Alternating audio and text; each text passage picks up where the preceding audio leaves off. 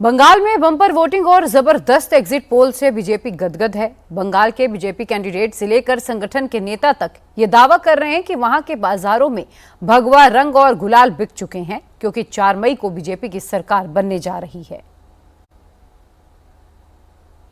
नोआपाड़ा से बीजेपी उम्मीदवार अर्जुन सिंह हमारे साथ है, उनसे सीधा बात करेंगे। आज पूरा जो चुनाव का पर्व था, दूसरे और आखिरी चरण के पर्व, कैसे देख रहे हो आप? परिवर्तन दिखाई दे रहा है, परिवर्तन हो रहा है, परिवर्तन हो गया है। तीनों में बता दें, 5% और फ्यूचर परिवर्तन में कोई संदेह नहीं है। बंगाल की जनता 11 बजे से ही समझ में आ गया था कि एक तरफा वोट हो रहा है। तृणमूल के लोग रोकने की कोशिश कर रहे थे, बूथ पर नहीं जाए, लेकिन सफल नहीं हुए। लोग आए और बम्पर वोटिंग किया। ये बम्पर वोटिंग क्या बीजेपी की तरफ जाती हुई दिख रही है आपको? निश्चित रूप से परिवर्तन तभी होता है जब बम्पर वोटिंग तभी होता है जब परिवर्तन होता है। लेकिन कुछ चुनाव में ऐसे भी देखा गया है, बम्पर वोटिंग होने के बावजूद वो सरकार के साथ रहे। इसके बारे में क्या कहना है? नहीं, ऐसा कुछ होता नहीं है। अब बिहार के बाद यदि कहेंगे तो महाराष्ट्र की बात भी मैं कहूँ, 49% महाराष्ट्र में नॉर्मल वोट होता था। जब 67% 70% वोट हुआ तो देखिए क्या हुआ। बंगाल का भी वही हाल है। अलग अलग जगह में अलग अलग थ्योरियां चलती हैं।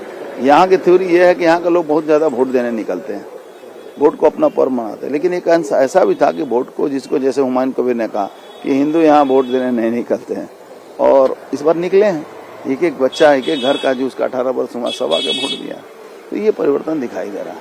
हिंदू वोट आपके साथ है, ऐसा आपका मानना है? इसके अलावा मुस्लिम वोट जो है वो भी एकजुट हो गया है, इसके बारे में क्या कहना है आपको? पता है कि मुस्लिम वोट ऐसे ही 6% तो कम हो गया है, पर 30% में 6% कम हो गया तो 24%। हमारा 67% जो है वो 95% गया है। तो क्या होगा? कुछ होने को नहीं है। दादा, इस बार चुनाव देखा जाए तो हिंसा उतना नहीं हुआ, हालांकि आपके साथ 2 घटनाएं घटी है बड़ी।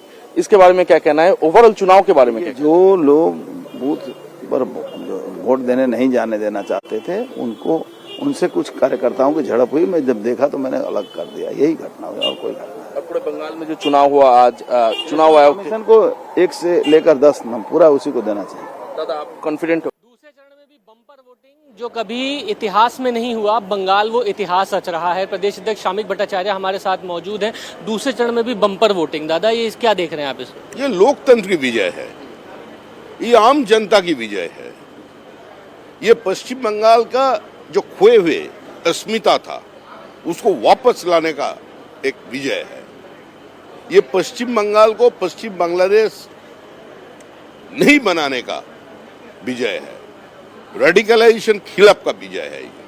ये लाफ जिहाद और लैंड जिहाद के खिलाफ जनता ने आवाज उठाया। विजय आपने पहले मान ली, अभी रिजल्ट आया नहीं है, लेकिन हम नहीं माना, जनता मान लिया। हमारा हाथ में बैटर नहीं था पिछले 15 दिन से, जनता छीन लिया था। बोले तुम कौन होते हुए हम लोग रहते हुए? हम लोग तो बहुत सारे स्लोगन देते रहे, जनता नया स्लोगन लाकर खड़ा कर दिया, जनता versus Mamata, no vote to Mamata. तो हम लोग क्या करें? इतनी फोर्स लगाई गई, लेकिन फिर भी आज कई जगह पर हिंसा हुई है। क्या आप मानते हैं, आप ये हिंसा क्यों हुई? देखिए, सिर्फ फोर्स से इतना व्यवस्थित रूप से चुनाव नहीं किया जा सकता।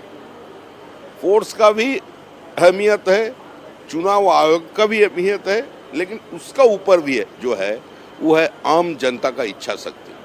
उसी का कारण आज ऐसा नतीजा आया। इतना फीसदी वोट आज दिखाई दिया। स्वतंत्रता के बाद से कभी ऐसा चुनाव पश्चिम बंगाल की जनता ने देखा नहीं है। तो वो एक त्योहार के रूप में इस चुनाव को मना। सब लोग एकदम सज धज के पहुंच गया। इतना सारे महिला लाइन का कतार का सामने खड़ा है। हमारा जो स्कूल कॉलेज के छोटे छोटे कॉलेज के बच्चे हैं, जो जेनजी जिसको कहते हैं आज के दिन में, वो लोग भी खड़ा होकर परिवर्तन के पक्ष में वोट डाल दिया।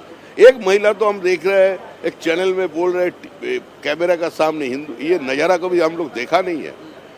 अगर कोई आदमी अल्लाह अकबर बोल सकते तो हम जय श्री राम नहीं बोल सकते? हमारा गला दबोच के रख दिया था इतना दिन, जय श्री राम वोट डाल के आया। कितनी सीटें आ रही हैं, और अगर आपके उम्मीद के मुताबिक आई तो क्या भगवा गुलाल आप लोग खेलने को तैयार हैं? अरे वो आप सबसे देखिए ना, वो तो 90% बिक गई है। अभी खरीदने का जगह भी नहीं मिलेगा।